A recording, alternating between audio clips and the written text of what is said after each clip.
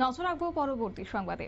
আজ মাতাবাড়ি বিধানসভা কেন্দ্রের বিধায়ক অভিষেক দেবরায়ের জন্মদিন এবং এই জন্মদিন উনি পালন করলেন সামাজিক কর্মসূচির মধ্য দিয়ে।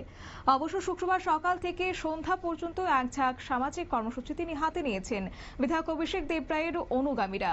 তারই মধ্যে শুক্রবার বিধায়ক অভিষেক দেবরায়ের জন্মদিন উপলক্ষে উদয়পুর ত্রিপুরেশ্বরী মহকুমা হাসপাতালে রোগীদের মধ্যে ফল মিষ্টি সহ জলখাবারের ব্যবস্থা করেছেন অনুগামীরা।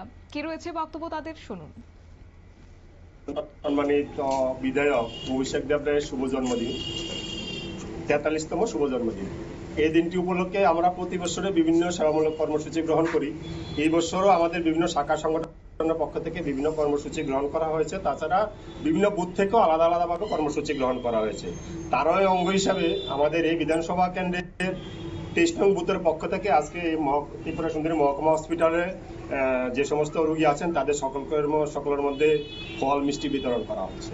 এবং আজকে সারাদিনে বিভিন্ন রক্তদান কর্মসূচি, স্বচ্ছ ভারত কর্মসূচি, সন্ধ্যাবেলা মাতা ত্রিপুরা সুন্দরী মন্দিরে প্রদীপ প্রজ্বলন, বিভিন্ন ধর্মীয় অনুষ্ঠানে পূজা পার্বণ, বিভিন্ন কর্মসূচি নেওয়া হয়েছে। সারাদিন ব্যাপী আমাদের সংগঠনের তরফ থেকে বিভিন্ন কর্মসূচি নেওয়া।